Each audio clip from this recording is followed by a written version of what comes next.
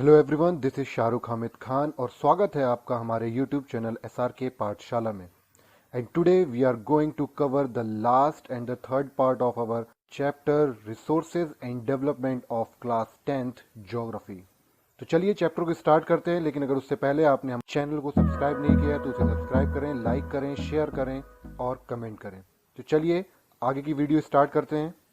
Soil is the most important renewable natural resource. तो soil जो है वो एक काफी इंपॉर्टेंट रेन्यूएबल नेचुरल रिसोर्स है, like land, water, sunlight. Okay, it support different types of living organisms. हम देखते हैं कि ये जो सॉइल होती है ये काफी ज्यादा different types of living organisms को क्या करती है, सपोर्ट करती है, और इसे बनने में काफी ज्यादा मिलियंस ऑफ ईयर लग जाते हैं। देखते हैं फॉर्मेशन ऑफ सॉइल में कौन कौन से फैक्टर्स होते हैं वो इन्वॉल्व होते हैं। The first one is change in temperature. Temperature का चेंज होना काफी ज्यादा इंपॉर्टेंट रोल प्ले करता है in formation of soil. Action of running water, wind and glaciers. तो इस तरीके के कुछ फैक्टर्स होते हैं जो इन्वॉल्व होते हैं for the formation of soil. Soil का फॉर्मेशन कैसे होता है ये हम पिछली क्लासेस में पढ़ चुके हैं ना, फ्रॉम द पेरेंट रॉक से किस तरीके से थ्रू वेदरिंग प्रोसेस से फॉर्मेशन होता है सॉइल का। ठीक है, soil is consist of organic and inorganic materials. ठीक है, सॉइल जो होती है उसमें ऑर्गेनिक और इनऑर्गेनिक दोनों ही मटेरियल होते हैं। पेरेंट रॉक और bed rock, climate, vegetation and other forms of life and time are important factor in the formation of soil. तो सॉइल में काफी ज्यादा ये आपको फैक्टर्स दिए हुए हैं कौन कौन इन्वॉल्व होता है for the formation of soil. ठीक है, चलिए नेक्स्ट देखते हैं हम आगे। Now we are studying about the classification of soil. Soils का क्लासिफिकेशन किस आधार पर किया जाता है। So on the basis of factor responsible for soil formation. अभी हमने देखा सॉइल फॉर्मेशन के लिए कौन कौन से फैक्टर इन्वॉल्व होते हैं, जैसे कि अभी हमने देखा change in temperature, running water, glaciers. ठीक है ना, तो इनके बेसिस पर सॉइल्स के कुछ क्लासिफिकेशन किए जाते हैं, है ना। और ये जो बेसिस होता है ये किस बेसिस पर होता है, colour, thickness, texture, age, chemical and physical property of the soil. ठीक है ना, तो इन कुछ बेसिस पर हम क्या करते हैं, इंडिया में खासकर हम सॉइल का क्लासिफिकेशन करते हैं। तो आइए जानते हैं कि सॉइल के कितने टाइप्स होते हैं।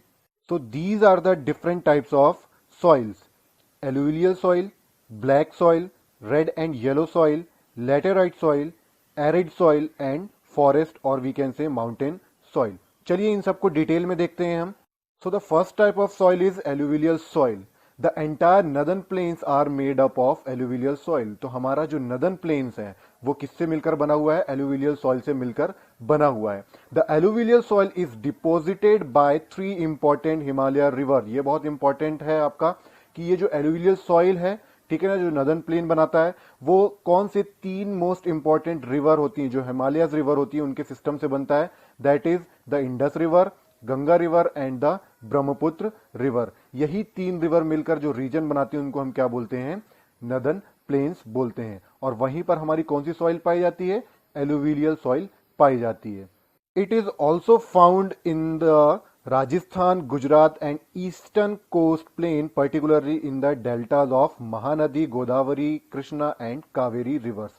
तो ये कुछ जगहें हैं, ये कुछ लोकेशन हैं हमारे इंडिया में जहां पर एलुवियल सॉइल पाई जाती है ना। अगर हम साउथ इंडिया की बात करें तो साउथ इंडिया में जो मोस्ट इंपॉर्टेंट रिवर है, महानदी हो गई आपकी, गोदावरी हो गई, है ना, कृष्णा, कावेरी। तो ये रिवर्स की जो डेल्टाज होते हैं वहां पर भी कौन सी सॉइल पाई जाती है, हमारी एलुवियल सॉइल पाई जाती है। It is highly fertile soil, है ना, ये बहुत ज्यादा फर्टाइल सॉइल होती है। मतलब कृषि के लिए हम कहें एग्रीकल्चर के लिए सबसे ज्यादा आइडियल सॉइल कौन सी होती है, एलुवियल सॉइल होती है। Made up of sand, silt and clay and rich in nutrients like potash, phosphoric acid and lime. तो ये कुछ न्यूट्रिएंट्स होते हैं हमारे किसमें, एलुवियल सॉइल में। अब देखते हैं किस किस क्रॉप्स के लिए ये एलुवियल सॉइल आइडल होती है। So ideal for the growth of sugar cane, paddy, wheat and the other cereals and pulses crops. तो इन कुछ बेसिक से क्रॉप्स के लिए सबसे आइडल जो सॉइल मानी जाती है वो कौन सी होती है, हमारी एलुवियल सॉइल होती है।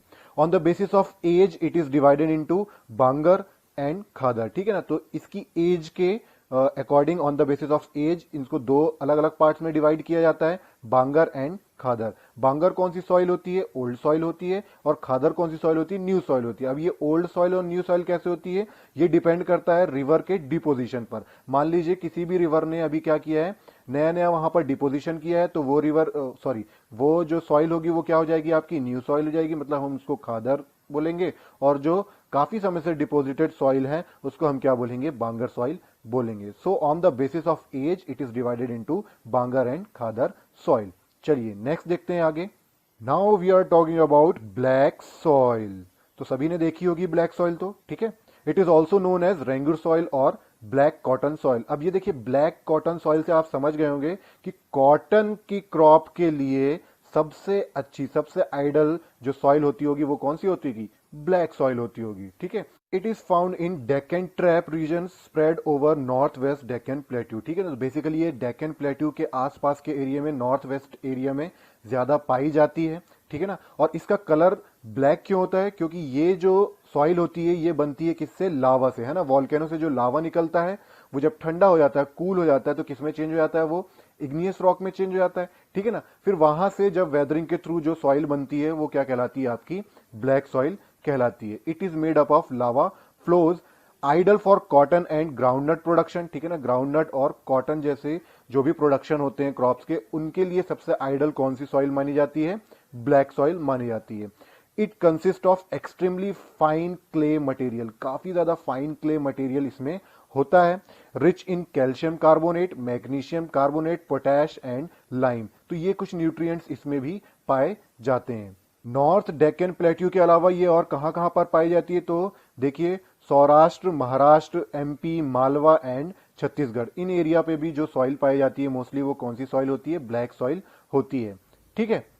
अब ये जो ब्लैक सॉइल होती है काफी मूडी सॉइल होती है, मींस ये अपने फॉर्म्स को चेंज करती है, ठीक है ना। Develop deep cracks during summers, है ना। तो हम जब भी देखते हैं ब्लैक सॉइल में, आपने देखा होगा तो समर्स में क्या होता है? उसमें काफी ज्यादा डीप क्रैक्स हो जाते हैं ना। ये डीप क्रैक्स क्यों होते हैं? ये डीप क्रैक्स के थ्रू क्या होती है? उस सॉइल में जो एयर होती है वो क्या हो जाती है? एब्जॉर्ब हो जाती है, ठीक है ना। Sticky when wet, need to be tilled immediately after the first shower. और जब भी हम देखते हैं कि जब भी बारिश होती है ना, जब भी वेट सीजन होता है, तो उसमें क्या होती है? ये जो ब्लैक सॉइल होती है काफी स्टिकी हो जाती है, काफी चिकनी हो जाती है।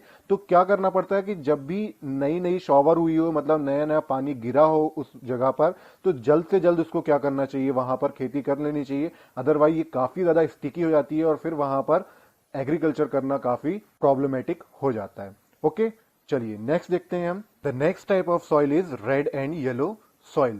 So this soil developed on crystalline igneous rock in area of low rainfall in the eastern and southern parts of the Deccan Plateau, ठीक है ना। तो ईस्ट पार्ट और southern part of Deccan plateau में कौन सी ज्यादा सॉइल पाई जाती है? रेड एंड येलो सॉइल पाई जाती है, ठीक है ना। और ये किससे बनी होती है? ये बनी होती है हमारे क्रिस्टलाइन इग्नियस रॉक से, ठीक है ना।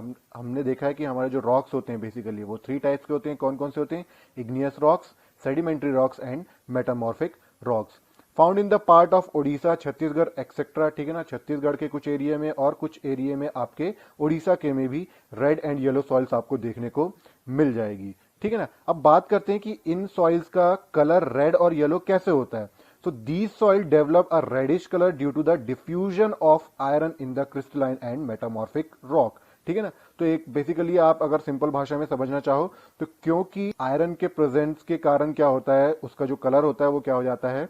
रेड हो जाता है। It look yellow when it occur in a hydrated form, और जब भी वो हाइड्रेटेड फॉर्म में होती है, मतलब उस येलो सॉइल रेड सॉइल में जब थोड़ा सा पानी वगैरह मिल जाता है तो वो किस में टर्न हो जाती है? येलो सॉइल में टर्न हो जाती है, ठीक है।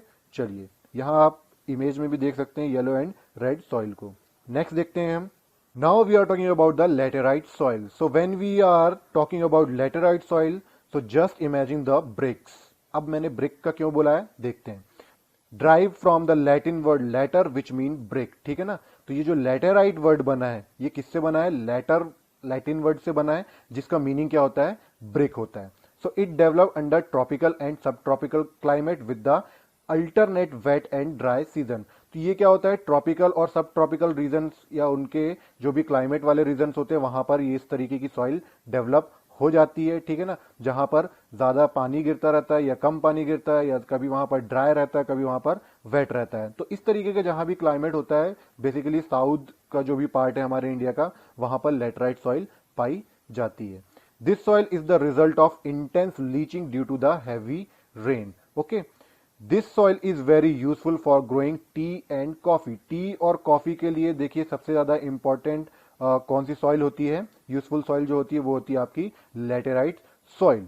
ठीक है, अब बात करें अगर, तो देखिए it is deficient in plant nutrients. ठीक है ना, प्लांट न्यूट्रिएंट्स के लिए काफी ज्यादा ये जो सॉइल होती है वो क्या होती है, डेफिशिएंट होती है, मतलब इतनी ज्यादा उनके लिए उपयोगी या हेल्पफुल नहीं होती। Mostly found in southern states, Western Ghat region of Maharashtra, Orissa, some part of West Bengal and north east region. ठीक है ना, तो इन जगहों पर ज्यादातर हमें कौन सी सॉइल देखने को मिल जाती है, लेटेराइट सॉइल देखने को मिल जाती है। तो इसका सबसे अच्छी ट्रिक मैंने आपको बता दी कि लेटेराइट सॉइल को अगर आपको याद रखना है तो ब्रिक को याद रखिए, जिससे हमारी ईंटें वगैरह बनती हैं। ओके, यहां पर आप इमेज में भी उसको देख सकते हैं। चलिए नेक्स्ट फॉर्म ऑफ सॉइल को देखते हैं हम।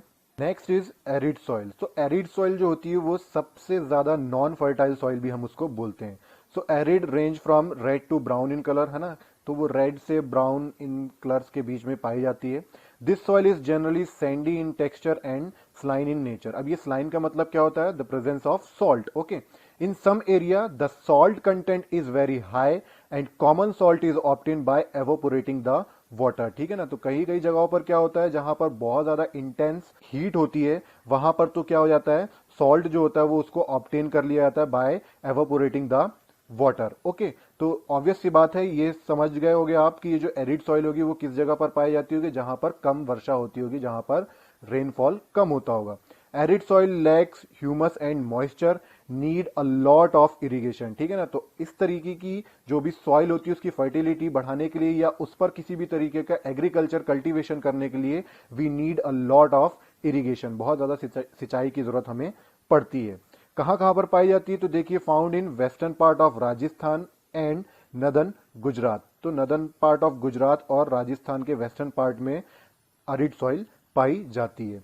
कंकर are found in its lower horizon due to increasing calcium content. ठीक है ना, कैल्शियम कंटेंट इसमें ज्यादा होने के कारण क्या होता है, लोअर जो हॉरिजोन होता है इसका, उस पर क्या पाए जाते हैं, कंकर पाए जाते हैं। और ऑब्वियस सी बात है, जिस भी सॉइल में ज्यादा कंकर पाए जाएंगे उसकी जो फर्टिलिटी होगी that will be a low. Okay, चलिए नेक्स्ट देखते हैं हम। Now we are talking about the forest and mountain soil. So these soils are found in the hilly and mountainous area. ठीक है ना, तो ऑब्वियस सी बात है कि इसके नाम से ही पता चल रहा है कि इस तरीके की जो भी सॉइल होगी वो हमें कहां पर मिलेगी, माउंटेन्स या फिर हिली रीजन्स में मिलेगी। The soil texture is loamy and silty in valley sides and coarse grain in the upper slope. अब देखिए क्या होता है, मैं आपको समझाता हूं कि मान लीजिए ये क्या है, आपका एक माउंटेन है। ठीक है ना, तो अब हमको मालूम है कि माउंटेन्स के जो लोअर रीजन होगा वहां पर वैलीज होंगी, तो क्या होंगी, यहां पर रिवर्स रहेंगी। तो इन रिवर्स के होने के कारण यहां पर जो भी सॉइल रहेगी उसमें जो वाटर कंटेंट होगा वो क्या होगा, प्रेजेंट होगा, ज्यादा होगा, जिसकी वजह से ये यहां पर जो सॉइल पाई जाएगी वो कैसी सॉइल पाई जाएगी, वो थोड़ा सा लोमी स्टिकी सॉइल पाई जाएगी। जबकि हम अपर रीजन की बात करें तो माउंटेन के अपर रीजन में देखिए ज्यादातर स्नो होता है, तो वहां पर जो भी सॉइल पाई जाएगी वो किस तरीके की सॉइल होगी, थोड़ा सा कोर्स ग्रेन्ड सॉइल होगी। Okay, denudation in snow covered area of Himalayas, these soil experience and are acidic with low humus content. ठीक है ना, तो जो भी माउंटेनस सॉइल होते हैं वहां पर क्या होता है, ड्यूनेडेशन। ड्यूनेडेशन का मतलब क्या होता है, अब देखिए माउंटेन्स हैं तो जैसे ही उनकी ज्यादा हाइट होती है तो वहां पर क्या हो जाता है, the mountain will be covered with the snows, snows में कवर्ड हो जाते हैं वो। ठीक है ना, तो वो चीजें वहां पर सॉइल को फेस करनी पड़ती है, एक तरीके का डिग्रेडेशन होता है वहां पर सॉइल का। ठीक है ना, और वहां पर जो सॉइल होती है उसके कंटेंट में एसिड्स जो होता है वो, उसकी मात्रा जो होती है वो ज्यादा हो जाती है। ओके, और ह्यूमस जो होता है वो कम हो जाता है। The soil is fertile on the river terrace and alluvial fence. ठीक है ना, तो मतलब वही जो वैलीज में रिवर के आसपास जो पहाड़ रहेंगे उसके पास की जो सॉइल रहेगी वो थोड़ा सा फर्टाइल रहेगी। जबकि हम बात करें अगर किसकी, अपर रीजन की, तो वहां पर जो सॉइल होती है वो फर्टाइल नहीं होती। चलिए आगे देखते हैं next. Now let discuss that these types of soils in the map. ठीक है ना, मैप में देखते हैं हम। तो देखिए सबसे अपर पार्ट अगर हम देखें, ठीक है ना, तो ये जो ग्रीन एरिया से आपको दिखाई दे रहा है, these are the mountains area. ठीक है ना, हिली एरियाज हैं, तो यहां पर किस तरीके की सॉइल होगी, these are forest and mountainous soil, ठीक है ना। बात करें अगर हम एलुवियल सॉइल की, तो हमने देखा था एलुवियल सॉइल जो होता है वो कहाँ पर पाया जाता है, बेसिकली नदर्न प्लेन्स में। तो ये जो एरिया देख रहे हैं आप, ये जो रीजन पूरा देख रहे हैं, यहाँ पर आपको क्या मिलेगी, आपकी एलुवियल सॉइल मिलेगा। ओके, नेक्स्ट देखते हैं रेड एंड येलो सॉइल। तो देखिए red and yellow soil Chhattisgarh, Orissa, Bengal, ठीक है ना, ये जो एरिया है। और यहाँ पर हम देख सकते हैं साउथ इंडिया में भी काफी ज्यादा एरिया जहां पर रेड एंड येलो सॉइल पाई जाती है। और हमने देखा था रेड एंड येलो सॉइल कहां पर पाई जाती है, जहां पर alternate dry and wet seasons होते हैं। ओके, ब्लैक सॉइल की बात करें तो most of the MP and Maharashtra में आपको, और कुछ पार्ट में आपके गुजरात में भी आपको देखने को मिल जाएगी क्या, आपकी ब्लैक सॉइल, ठीक है ना। एरिड सॉइल की बात करें तो arid soil non fertile soil होती है, ठीक है ना, जो ड्राई प्लेसेस पर ज्यादा पाई जाती है। तो बेसिकली ये कहां पर पाई जाएगी, आपके राजस्थान के एरिया में। ओके, चलिए आगे देखते हैं next. Now we are talking about the soil erosion. Okay, so the soil erosion क्या होता है, the denudation of the soil cover and subsequent washing down is described as the soil erosion. तो simple भाषा में आप समझिए कि soil है और उस सॉइल की पूरी फर्टिलिटी किसी तरीके से खराब हो जाती है, उसकी टॉप मोस्ट लेयर जो होती है वो क्या हो जाती है, खराब हो जाती है। Means the soil is degrade, that means it is called a soil erosion. अब जानते हैं इनके क्या क्या कॉजेज होते हैं, ठीक है ना। तो बेसिकली हमने देखा था वाटर इरोजन में, और हमने देखा था किसमें, लैंड इरोजन में, कुछ हमने उसके कॉजेज देखे थे।